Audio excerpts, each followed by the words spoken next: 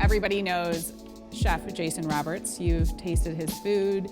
You have maybe known him for a long time from the Fabulous Food Show, but we're so lucky to have you back here in the States and just all the gifts that you bring to us. And then Billy Ritter, who is just, I know. My gosh, you are just like magic too. So you're like a sculptor. Incredibly talented ceramist and potter. And we thank you for allowing us into your studio. Well, thanks for being here. Thank you all for being here. I'm looking around the room and it's just like, I know so many people that are sitting here and it just means so much. And I'm so glad you're here. And it's incredible that you're here. This is good. I'm Andrea Vecchio for anybody who doesn't know me. Professionally, I go by Andrea Vecchio, but about 2.5 years ago, I got married. So technically, I am Andrea and I thought about that, like, what's in a name, right? Like, from the moment we take our first breath, the first identity that we're given is a name. And then as we get a little bit older, we are given a label. He's a good boy. She's a pretty girl. And then we get a little bit older and we are given other labels. Maybe they're labels that we want to wear, maybe they're ones that we really don't want to. And through all that time, as we age and these labels come into our lives, and we go through challenges and we go through the fire, we go through our becoming. And so here we are today, having worn many labels, some which we've resisted, some which have been placed upon us. And so I wonder, as we get into this meaningful conversation where we hope that as anyone's listening, they'll either maybe feel healed, seen, feel a connection to their community, feel as though they are connected through uncomfortable conversations, which we're going to have. I'm just wondering, the labels that you have worn and that have been placed upon you, how have they changed you and made you who you are now? I think it's interesting for I guess for me, look, I was born in New Zealand. I grew up on a farm in Queensland. Like, there was a lot of different places that I had lived. So terroir was consistently changing. So having an identity was super important to me.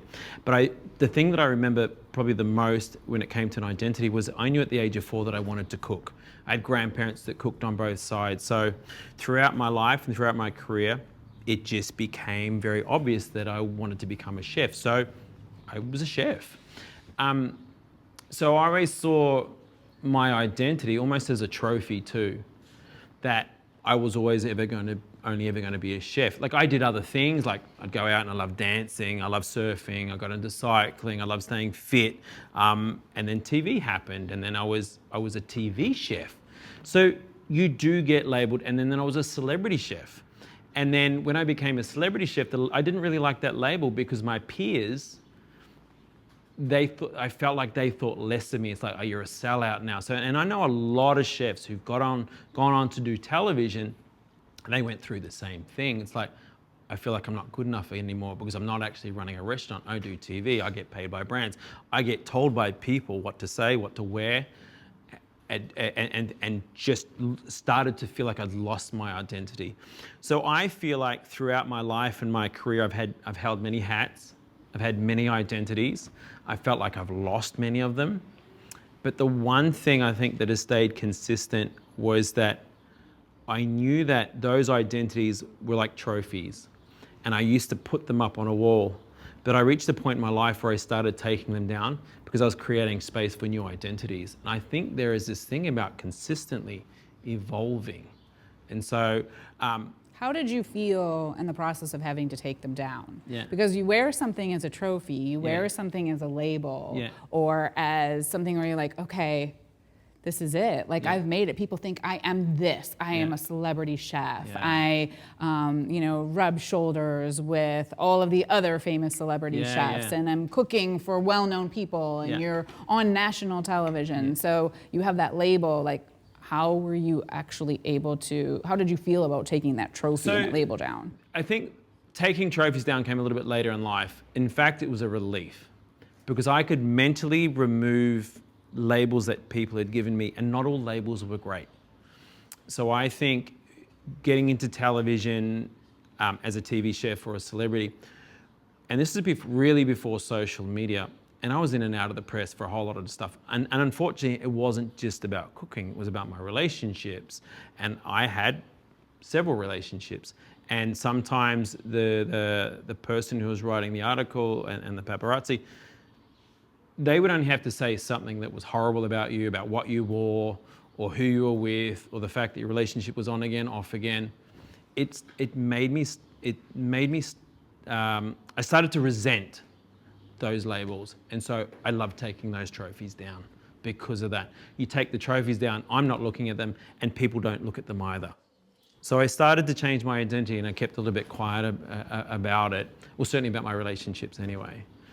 So it's been a transition, I think, and certainly post-COVID, where I've had to just be comfortable with it. And then now I'm 52 years of age, and I feel the older we get, the less we feel seen. COVID still is sucking me back into a bit of a black hole. And I like my own time. I used to think I was quite the extrovert, but I realized how introverted I am. So I love taking those trophies down, but I love becoming wiser about the things that I love. So ceramics, food, people, connection, tacos, and opportunities like this. I think sometimes too, as we get older, we start to wonder, while there's wisdom in age, there's also a question of relevancy, which is something that we've even talked about off camera, but I think it's something that everyone can feel, certainly with the onset of social media too, where it's the volume of eyeballs or of likes or of having the label of someone as an influencer in something, right? And then you may look at yourself and go, okay, am I really relevant in what I'm doing anymore? And that can be true for anyone in any career that they have. I mean, we may have done something that was a little bit more in the public eye, but it doesn't matter what your job is and who you are. At some point you go, gosh, I'm aging and I have so much wisdom, but why doesn't anybody care what I have to say anymore? Why is it that it's the like youngest, newest, hottest thing? Yeah. I think a big part of society, and it's something that I think about a lot, and I think about generational trauma, and I think about grief, and I think one of the things that we do that's not great is we separate generations. We put children into early childhood developments. We send elder people into retirement homes. When ultimately, for me, I think of everything on a primal level. I think we're meant to stay together as communities. And I think that wisdom as we get older is meant to go straight to our children. So young people keep elder people younger for longer. Older people pass on knowledge of the stuff that they had done. And for me, and probably for many of us, we are sandwich generations. We're looking after children and our parents. And then take on board heart disease, cancer, diabetes, osteoporosis, and all those things. There is a lot of things going on at any one point. So we're thinking about our health, we're thinking about our future. And so I think now we really need to start thinking differently how we navigate the rest of our lives. And it really comes down to creating communities. And that's, to me, that's what tonight was really about, was bringing a community together to feel seen, to feel heard, to share stories, and feel a little bit uncomfortable, like share those uncomfortable stories. Because trust me, you only evolve when you share them, when you lean into your vulnerable side. We grow. That's something that I know you lean into very well. Billy, is it your nature to lean into uncomfortable conversations? No. I'm like, I gotta go. Yeah, but then, through the fire, it depends on what the thing is, but I know if you sidestep it, it's just gonna be there waiting for you. So you might as well just take it head on, right? Yeah. When did that happen for you? Yeah, so when I grew up and became an adult, which was not that long ago, I'm 47, but the thing about my story and like the becoming is the thing that really stopped me, and I shared this with you and with Jason and some of the people in the audience, is like I spent like 18 years being a functioning alcoholic. And if anybody in the room, and you don't have to raise your hand, because but if that's been in your way, there's what we talk about in the AA program is like, it kind of traps you in space as to where you are. So if you started drinking when you were a kid, and then you wake up and you're 32 and you decide this isn't for me anymore, you kind of start at like 12 again. So like I started and I was like 28 and I was like, bro, and I'm still there and I'm gonna be there until I'm like 75 years old, because now I have like 35 years I have to catch up with. Yeah. Right? I'm here for it. I'm here for it. What's interesting though, Billy, about you is that I think you and I are so similar. I agree fully. And I didn't drink till I was 30. I didn't touch drugs. I grew up around an abusive family. My stepfather was abusive, and at one point in my life, we were held at gunpoint. The Women's Refuge, the federal police got us out of the country. We were very lucky. So I would say I'm stuck in that same thing that you're in, but I blocked a whole lot of childhood trauma. And I think my true nature, and at any one point I want to make someone laugh. It's because that's how I get out of feeling uncomfortable. If I can make you laugh, then I don't have to worry or think too much. But I think it's probably very similar to whether you're dealing with, your trauma from alcohol. I dealt with abuse, and my whole family did. Yeah. So it's interesting. But I see you and I are very similar. Like but I love that about us too. I do too. Yeah. Because so much fun, Billy. I know. It's the people that had like the most messed up upbringing. Like I just gravitate towards those people. Like, you look like you went through some hard things. Let's talk. It's called trauma bonding. Trauma bonding. Yeah. That's the word. So then do you talk about those hard things? I mean, really, because we talk about Absolutely. uncomfortable conversations. I gave a TED talk about uncomfortable And conversations. it was amazing if you haven't seen it. Yeah. Well, that is very generous of you to say. But I mean, they're important in the fact that on the other side of them, while it feels horrible while you're doing it, or maybe you want to avoid it, it's like, I'm just going to put it off. Yeah. Or you step into it and it is uncomfortable. Nobody likes to be uncomfortable. But what can birth on the other side is human connection, which, going back to when you talked about COVID, I think we all realized during that time of the pandemic, what we needed more than anything was human connection. Yeah. Totally. So you say, like, you seek out people who you think, you know what, you look like you've been through some stuff. Yeah. Do you share in those stories together? Is that what bonds you to them, really? I'm an open book. I think anybody that knows me in the audience, but yeah, absolutely. And our childhoods were the same. Like my father was an alcoholic, it was an abusive. Yeah.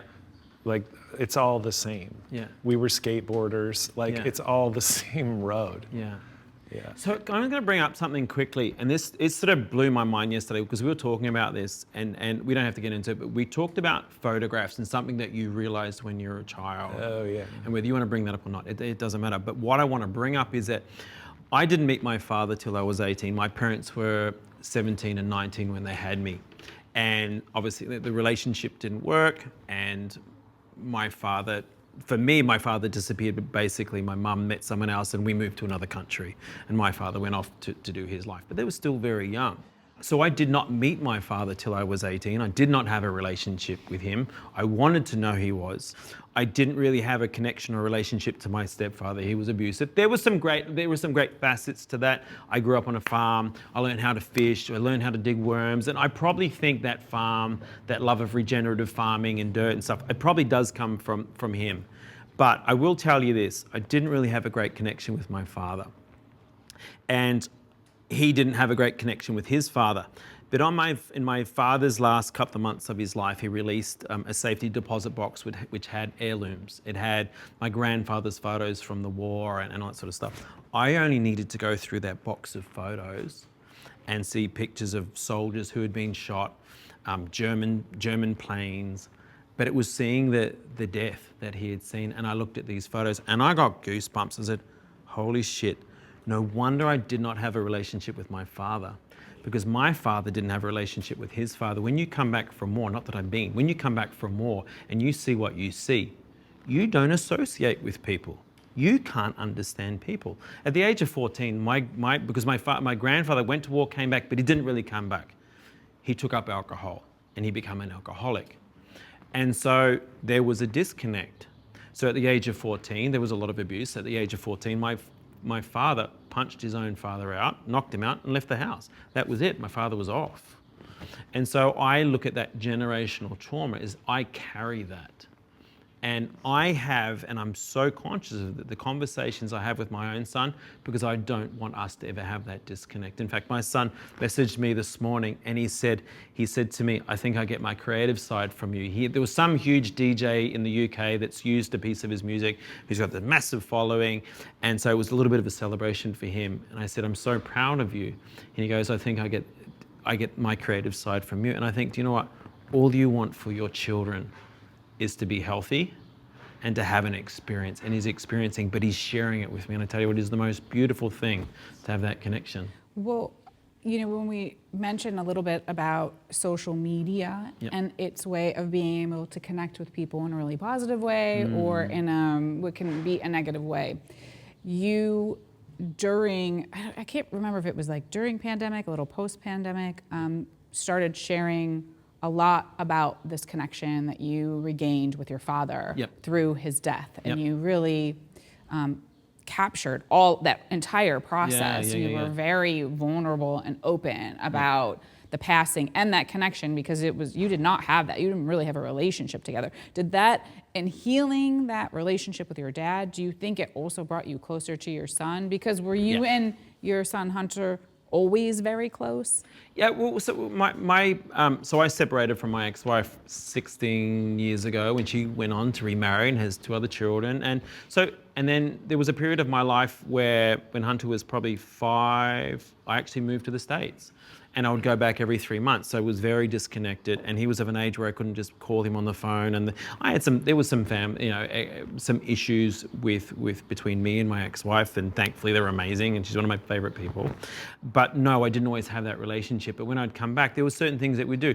We would watch endless hours of Family Guy. We would watch lots of cartoons. Like, honestly, I don't know if his mum ever knew it, but I tell you, we still to date, he, as a 20-year-old man, we're going to have dinner. And he'll come and he'll pick me up at school. He picks me up, and we'll go to dinner, and we'll come back, and we'll go jump into bed. He'll say, oh, let's just watch some Family Guy. He'll jump into bed with me. I'll pretty much fall asleep, and then he'll let himself out. But we always come back to that space and that connection. That connection that I have with Hunter has only been enriched because of my father's passing. And what I mean by that is that it was end of COVID, but we still couldn't really connect, and there were still masks. And my dad had been diagnosed with esophageal cancer. And my father basically said to me, do you want the bad news, or do you want the sugar-coated news? And I said, well, maybe give me the bad news. He said, well, I've got 2 months to live. And I said, well, how the shit do you sugarcoat that?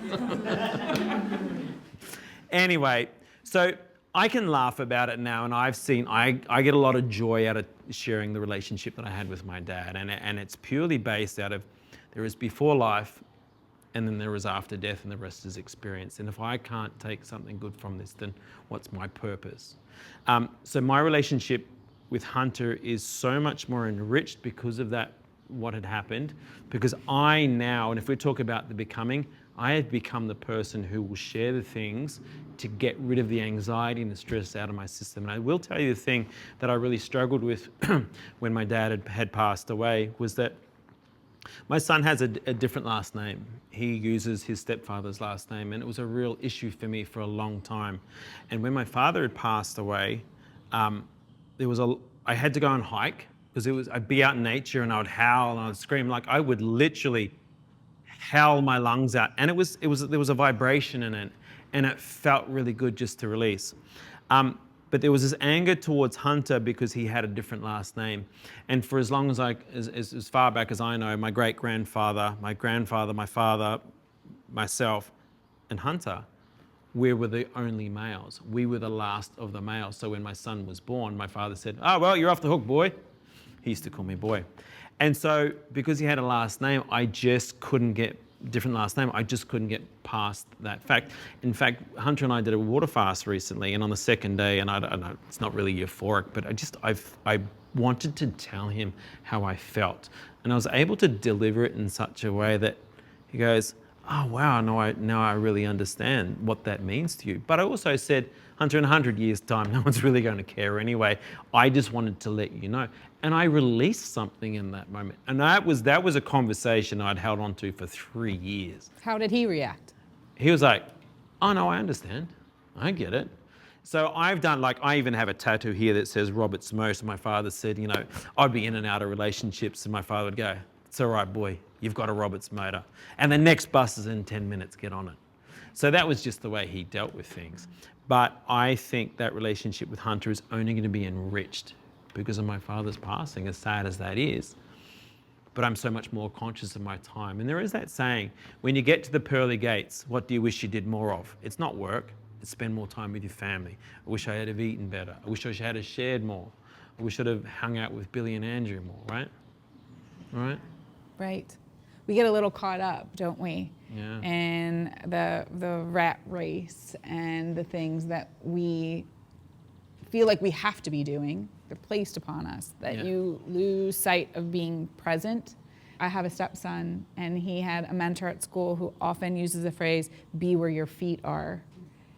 And we often can have a hard time remembering to be where our feet are, because we're thinking about all the other things we have to do. In fact, like, even in preparing for this, you know, I was like, my father said to me, do you have your questions written down? And I was like, I really don't. I think I'm just going to be, he said, you may want to have a couple notes, right? Have a couple notes. But I thought maybe what we need to do is just, rather than think of what we're going to say next, listen to what people are saying, be present with people, and just be in communion with them. Can I actually, I'll tell you something, Andrew, I think one of the greatest things that I love about you and getting to know you over the years, when I first came to Cleveland doing the Fabulous Food Show, the first TV show I did was with you and Fred.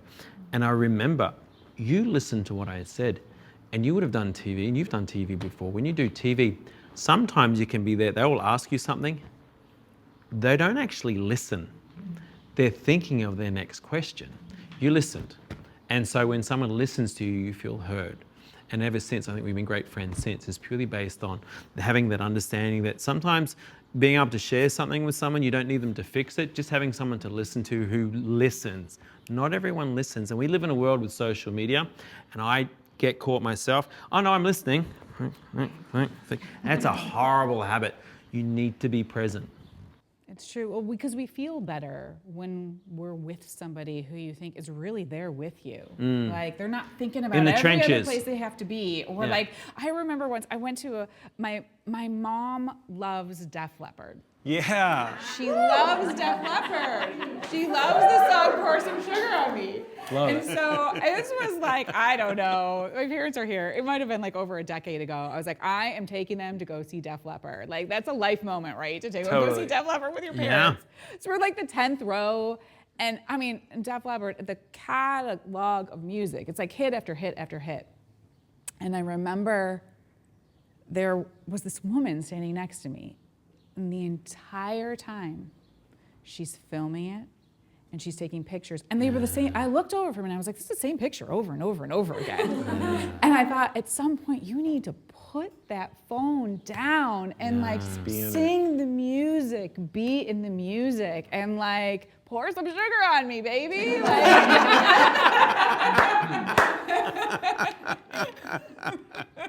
Totally. There is definitely some poignant times in your life where that hits you too. Have you ever had anything like that, Billy, where you go, oh my God, no, I just need to be here in the moment? Like, you can be slightly distracted and you go, no, I need to be present for this. Yeah, literally my whole life. Literally. Seriously. Ceramics is like that, right? You have to be present. You can't be thinking, I mean, you get to a point where you can, but for me, that's what ceramics was. It was a way for me to be centered. There's no other way, like in the phone swipe thing, and we were talking about this earlier, like there's this, and it's funny to see it through social media, where there's this return to consciousness of present moment awareness. And I was like, I grew up in the 80s. Like, you would just stand at the bus stop and stare at your shoes for 40 minutes waiting for the bus. If that's not present moment awareness, I don't understand it at all. Like, there was no distraction. Like, you were in it. So I think our generation, we have some unique advantage to understanding that, but also having this technology. Yeah. You know, We probably have the tools to get back to looking at our shoes. We know what it was. I do it every day. Yeah. Just for yourself. Just be where you're standing. Yes, right? Be where your feet are. Yeah, be where your feet are. It's the best thing you can do for yourself. But, you know, going back to what we were talking about, like, we shared about our experiences growing up and the idea of trauma bonding. Jason sent this really great question in our group chat that we've been sharing. And you said, kind of like, think about what you would hope would happen for today. And I thought about that question really hard. And my answer to the question is actually what we're seeing in this moment, where we're all blessed with the joy of you all stopping what you're doing just for a minute to consider what we're talking about and have the best fish tacos that you've ever tasted in your life. And you're gonna glean, like, as the sun's setting, I love this studio. As the sun's setting, there's gonna be some real crown gems here. And one of those crown gems that I wanna throw back to you, Jason and Andrea, is like, what is the shift? So, like, these things that we're talking about that are hard, that are uncomfortable, how did we find a way, like, what tools can we share with you that are ways that we found out of wherever we were, instead of hanging that bag of things that are traumatic that you carry with you, a loved one that died, something that happened that was unfortunate, your house burnt down, you were, you know, any of those things that are heavy that you carry with you, like, how did we find ourselves where we are? I think that's really meritable and has a lot of value. If it's the last thing I get to say on earth on camera, I want this to be it. Yeah. I think for me, and probably most of what I've spoken about tonight really was just being able to share. Yeah. And so I look at social media as a great tool. Like you can flick through it and people post videos that are really fast and very loud and they probably capture a lot of views and loves and likes and stuff like that. But I don't prescribe to it. I don't care about it. I create things that I like. I love sound, I love rhythm, and I love connecting. And I think one of the greatest things for me was discovering ceramics. And obviously why our relationship has grown more too is because once you discover something creative, you start discovering creative people. And I've loved, and the community of people obviously, and there are people of all walks of life all around the world, and I've connected with different people. But to add into dealing with grief, I found that ceramics, and for those of you who understand ceramics or work with clay, for me particularly at the wheel, I'm not a hand builder, it really is this position here, and elbows down, locking your elbows down, and staying centered. It took me a long time to realize I could have a couple of teachers or I could have 10 teachers. Doesn't matter how many teachers you have. Every teacher will teach you differently. Ultimately, you need to learn to use your own hands. Right. And so being in this position, and my teacher, the first teacher, would say, okay, you got to center the clay. And I'm thinking, center? Center? What do you mean center? And I realized what they were saying, I wasn't computing. Center. I needed to hear, you needed to compress, push. I needed to work my hands differently, but centering wasn't the word I needed to hear. And eventually I worked it out. So creativity has been a great way for me to evolve and share, particularly through clay. Yeah. I think for me, so much of my professional identity came from the years that I did traditional broadcast television, where it was very structured, and this is what you're going to be, and this is what you should wear, but then you shouldn't wear that, and you should say this, but you shouldn't say that, and you've got to do it all and be yourself within this little pocket of time, and you are kind of just it's like a puppet on a string. And in that same breath, I still want to go, but I'm really grateful I had the opportunity, right? I'm really grateful that you had me as a puppet on a string, which is true, because I do think every experience is something that shapes who you are, and it's a learning experience along the way. But as you're shaped and molded, you become what somebody wants you to be. Mm-hmm. And I remember when that time in my life ended, it wasn't even necessarily abruptly, because I think I felt it coming. It was just like the nature of the beast. So I lost my job, and it was public. And I just felt like, oh my God, that was my identity. Like, people knew. She hosted this talk show. She flew around the world. She interviewed the most famous people on the planet, right? So I'm like celebrity interviewer, talk show host. And I was single at the time, like single girl. And I went to a local grocery store, and I was just going to order some turkey. And the woman behind the deli counter said, "When are you going to be back on TV? And shouldn't you be married with children by now?" And I was with my mom, and I found her, and I was like, "You got to get me out of here." I was like, all I wanted was a quarter pound of turkey, right? Maybe some provolone. But I thought that was how this woman identified me, the TV girl who was single but should be married and have children by now. And I thought, and I'm not any of those things, so who am I? And I found myself, which I think can happen to a lot of people, where you look at yourself in the mirror, whatever stage of life you're in, and if you're at a crossroads, and you go, who am I? Yeah. I'm not who they're saying I should be. And that's me. Do I think that's who I should be? And I don't even know who you are. And so then you're wanting to move into this place of figuring out what your identity is. Yeah. And you ebb and you flow, and you go up and you go down, and you ride the waves, and you go through the fire. And in that process, you become who you really are meant to be. You find yourself, you find your footing, you figure out what it is that you like, what you don't like. Right. And you learn in that time that it doesn't matter about disappointing people who maybe don't really know you, who you don't really know, who don't have meaning to you in your life, and you have to start with yourself first. So I actually think sometimes the best thing that can happen to you is the really bad thing that happens to you, because it knocks you down. You have to work really hard to pull yourself back up, and as you're going through the fire, as you know with pottery, right? Oh, yeah. You take that clay and you shape it, and sometimes it's not working out, so you have to reshape it and get all the bubbles out, and you pound it, and then you form it into something, and you stick it in the fire, and it hardens, and then it comes out a masterpiece. That's pretty much it. That's nailed it. Right, that's it. You've done ceramics. Done. I love that. This is quite beautiful, by the way. Thanks. I'm still like stuck in the standing in your own shoes thing. That's still like just kind of holding me there hostage, and thinking about that.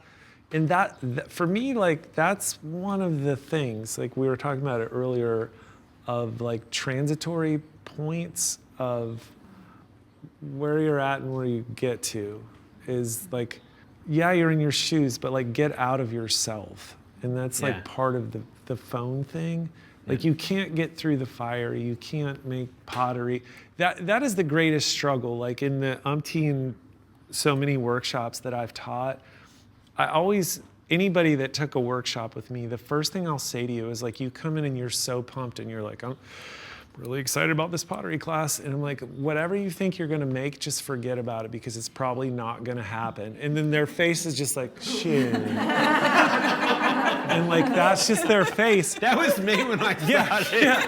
And it's real. It's real. 10-piece dinner set, off the go. But that's like what you said about trophies, right? Yeah. Like your aspiration, like if you come in and you're like, you know, I really got to make my mom this vase for Mother's Day. I don't know how to throw a pot, but you're going to show me and I trust you. And like, let's just lose that whole bit right now. Because that is a ridiculous expectation. But like the trophies and the things and the legacy and all of that, like just forget all of that stuff. Show up, be present, go through the thing, go through the fire. You need to come make pottery. We're going to do that. I'll tell you an experience. I'll share an experience with you. I got into ceramics literally in the last 4 or 5 years. Yeah, you do.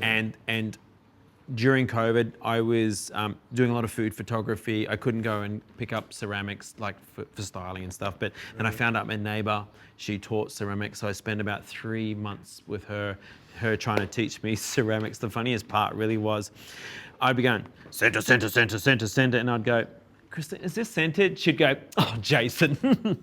So she would come and center it for me.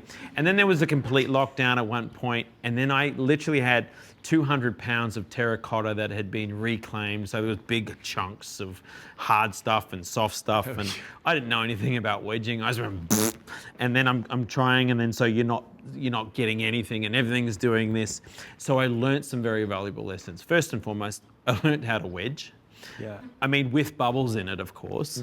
And then I did learn to center. There are things I did learn which were really important. But that time and spending that time with Christina and then learning to take that on my own journey was really important. I mean, I'm a chef by trade, so functional ceramics is sort of in my blood. So I started to find shape and started to evolve through it too. But I think one of the greatest things you'll ever do when you find something that's creative is that there is a point where we go, well, I'm not as good as someone else. And in that moment, you can go, well, why do I have to be as good as someone else?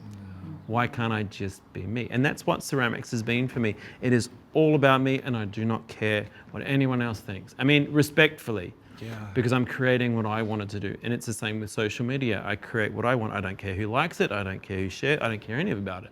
Because I don't want to wake up in the morning owing social media anything. And if you think that you need to get something from it, then you're working for social media. You're not living. That's true. So I think staying creative and you don't need a particular creative lane, you can have many. But we all have that ability. And the thing that I've really worked out is that we have been squashed at an early age, this idea of staying creative. And one of the things I saw when I was volunteering with Clay was that I would be working with kids.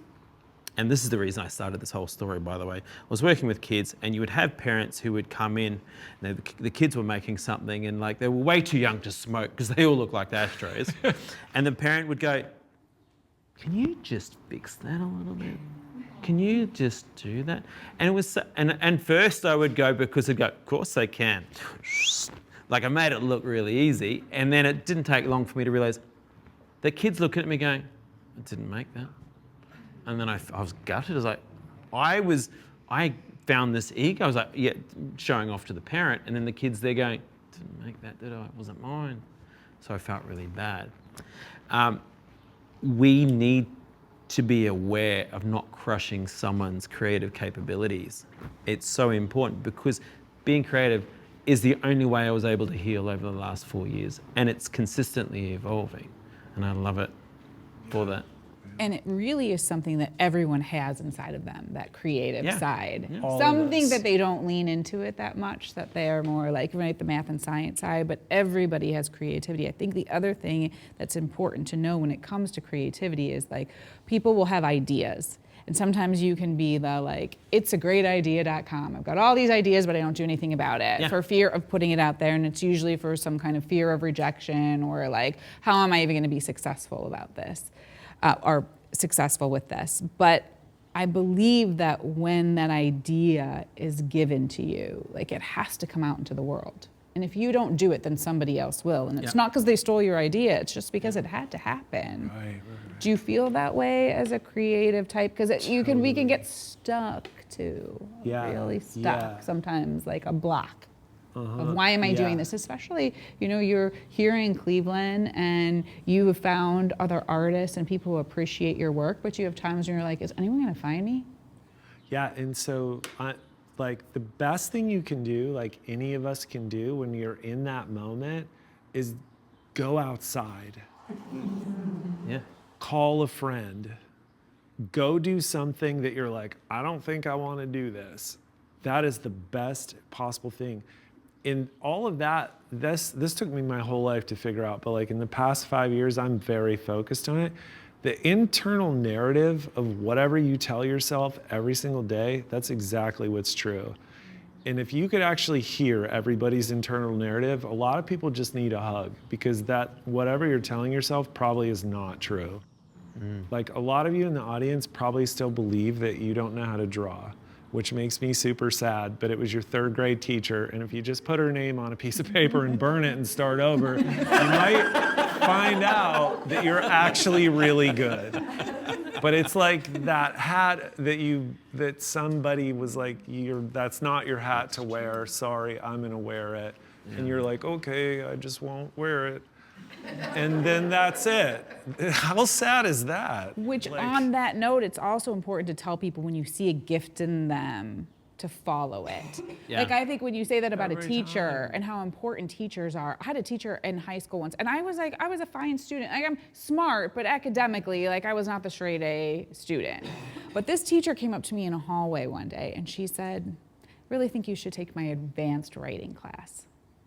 And I was like, advanced? I'm like, because to me, I was like, that's an honors class. Someone wants me to take something advanced, and it changed everything. Everything. Wow. I'm like, I'm a writer. Yeah. I am a writer. And it was like, and she thought I was good. And then I went on to write a book, and I write a lot for a living. Looking and I now. think it was just that one thing, that one moment. That's me, but we can all do that for people. You can do that for a friend. Good You can do call. that for a child. Yeah. You can do that for a parent. Like, you know what? I noticed something in you. You're really good at this. Yeah. Sometimes it's just about recognizing, and then it can really birth something from a person. You only need one person in your corner, because sometimes yourself is not enough. Because self-doubt, you're right, it's in our fabric to self-doubt and fear. And I think maybe that's part of being human. We're meant to fear. I think a little bit of fear is good. Sure. But sometimes it does stop us from going to that level or taking something on board. But you really only need one person. And I was always lucky because my mum, I think, given my childhood, was always very conscious of that. And I find myself doing it for the rest of my family all the time. So I think what you were saying there too is, you know what, sometimes it may not be your makeup to acknowledge other people, but you know what, look out for that opportunity to go, that's really good. I mean, that's amazing. I'd love to encourage you with that, whether it's through food or creativity, that I think we have this ability to stand up for others. That's what it is to be a human. And I think sometimes language is never enough. I think the English language is not enough words to really articulate what we need to do. Sometimes it's just, that's amazing. Yeah. It's a hand on the shoulder. Which is ultimately about feeling seen. Yeah. And I think that's something that everybody wants, is to feel seen. And when you can encourage someone, I had thrown out one day, like when we talk about social media, because it can really be used for good if you take the time to do that and stop doing what you think requires you doing something to get attention, or what everyone else is doing, but what feels and sits right with you, like you've been doing, like you did with Good Day Neighbor, like you were being honest. G'day Neighbour.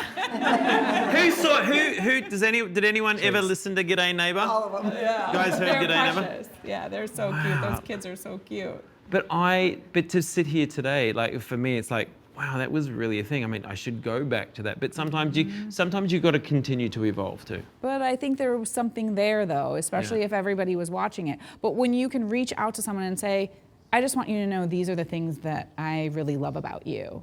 Not just like, hi, I'm thinking of you, but like be really specific. We all have phones. We can send people a text message and say like, here's boop, boop, boop. Here are 3 things that I really think of you today. Do you know like how much that can shift someone's mindset about themselves, and that they feel seen? Just like everybody, tonight or tomorrow, pick up your phone and send somebody a message who you haven't even reached out to in a while, and just say something really kind to them. It's totally, it's a shift. It's a total mindset shift. Yeah, it can change the direction of your next day, week, year. We do this all the time. You see this in life, and we all experience this in life. And with the passing of your father, and you have 2 months left to live, right? In those sort of situations, the light bulb always turns on. Like a lot of people have passed in my life, and I always see that, and they're like, oh my God, I have 2 months left to live.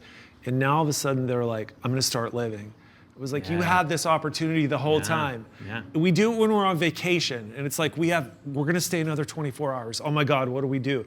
and then there's this like frantic, like we're gonna do all this. Yeah. Why don't we actually just live like that? Because like the sand is always going out of the timer, guys.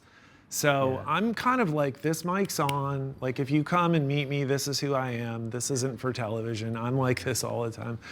And I will encourage you, like, and that's what I hope, that like we're dropping such golden nuggets of wisdom on everybody. I'm so happy about it.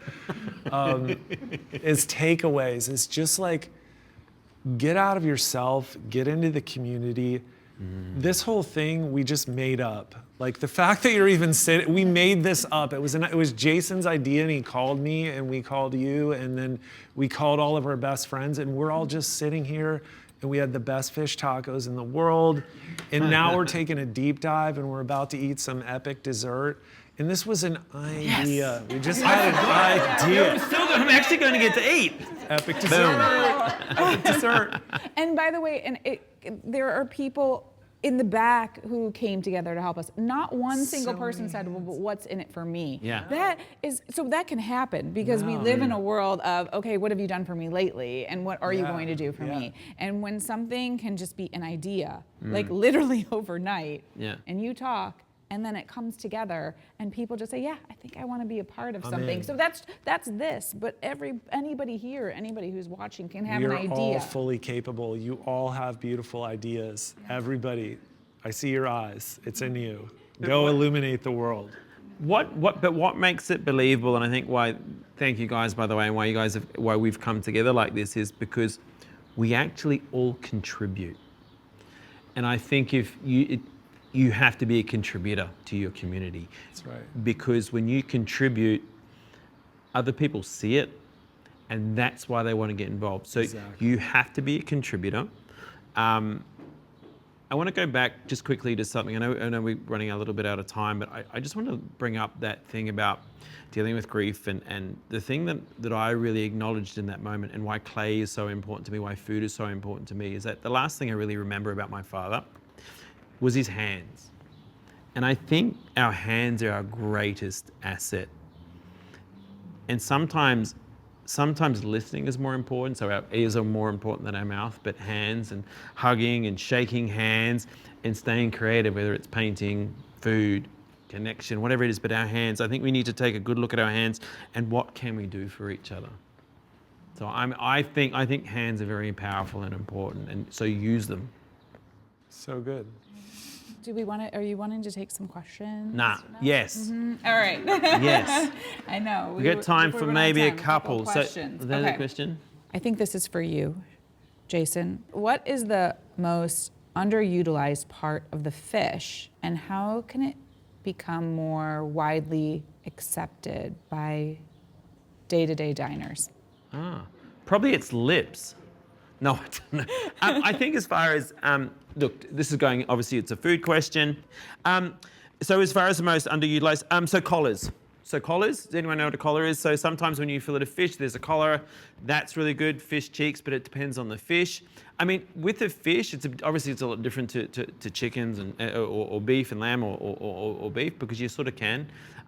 Scales, bones. Have you ever done anything with fish bones with your pottery? Mm-mm. So you can bisque your bones, you can grind, when I say bisque your bones, they go through the kiln at whatever it is in Fahrenheit at 1,000 degrees Celsius. Calcium carbonate.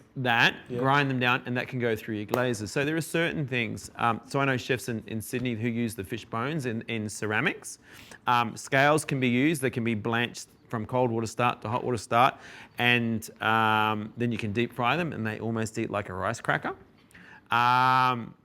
The fish that we had today has a very clean liver that can be used to make a pate. The fat around it, almost like a suet, is very clean, can be used to make pastry. We have an incredible chef in Australia called Josh Nyland, and he is known as the fish butcher. And if there's any young chefs here, I recommend you get that book, because that guy is an artist. In fact, he does my head in, he's that good. Like, he's untouchable. But I think there are a lot of parts of the fish that are underutilized. But what I recommend, at the very least, when you get a fish, cook it whole. It stays a lot moister. Okay, and the next question, both of you could answer this. I'll start with you, Billy. But when you are a creative type, we can have blocks. So this question is about how do you find a spark of creativity at times when it can really be clouded? The woods. Go to the woods, and like not the woods you always go to. Cold plunge. Yeah. Get on your bike and go ride 100 miles. Yeah. But what I will say for the creative people that are in the room, the greatest thing you can do to like continue your pursuit of creativity is have some kind of practice. I think a lot of young creative people think that it's just like a thing that you go in when it hits you. When you hit the creative flow, like you drank a bunch of Red Bull and now like you're on it and you're gonna go do a thing. And that works, that tracks, but like actually having some kind of practice, regardless of whether you're working 2 jobs or you're not working at all. Here, like I'm here 10 to 5, 10 to 6, like every single day. And I come in, I do the thing, like I know what I'm doing, but like creative block, it's usually that voice. Like if you're reaching for something that feels out of reach, be conscious of that voice. Like, and this doesn't apply just for creative people. This applies for everybody. This is a human thing. When it's something that it's the next thing beyond, sometimes that voice of whoever it is, I have a bunch of different characters in my head that tell me things and I listen to them sometimes. I'm like, Cletus, it's not your time, shut up. And those characters are people that we grew up, that formed our personalities, right? And if that person is like limiting you, that's thank you for your comment, but it's not useful at this time, and then move past it. But creative blocks, they're real. Yeah. And it's usually you psyching yourself out is what it is. Yeah. And that's not real. You have to keep yourself in that consciousness, whatever you're doing, of flow state, of keeping your feet and your boots on the ground. And just like, the other thing is breath too. We lose track of breathing. He just took a breath then. Yeah, some people are like in through your nose, out through your mouth, and like do it. And you change your breathing pattern when you're in a stuck state, and all of a sudden you're like, boy, I feel good, I'm gonna dance around. It'll switch it up. A lot of that too, sometimes I think about creative fatigue, but I know creative fatigue probably came from swiping, like going through social media too much and going, I'm not this, I'm not that, I'm not this, I'm not that. Yes. Where everyone's putting out the filtered image of what they want, whether it's their best piece of art, they're not putting up the crap stuff, they're putting up the best picture of themselves. And so you're comparing yourself the whole time and it's going, I'm not good enough. But for me, the one thing to do, and it really is to put the bloody phone down and find balance. And breath is one thing, sleep is another, getting on top of eating well. Good food. And good conversation. Friends. Yeah, friends Like for this. life. Yeah. What about you? What do I do? Yeah. For sure, getting outside. I think it's movement, because I think when your body is moving, right, the heart is beating, it's like the blood's flowing. Yeah. And absolutely nature, because I think that's where the answers come.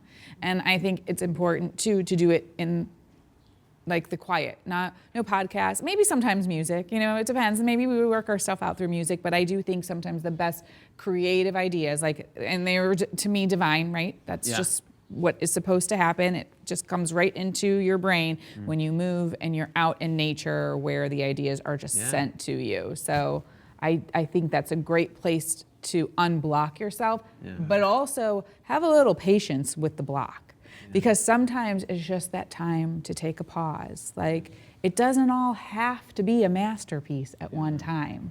That is, a masterpiece is in the making, right? Sure. It sometimes takes a long time to do. It's a lifetime. It is a lifetime, but keep doing a little bit. Don't quit on it. Don't quit on it just because it doesn't look like what everybody else is doing. It's yours. It's gold. We have today. That's it. We have today. Well done. Be where our feet are. All right, thank you all. All right, guys, thank you. Cheers. We did a thing. We do a thing. It happened. Hey. We got through it.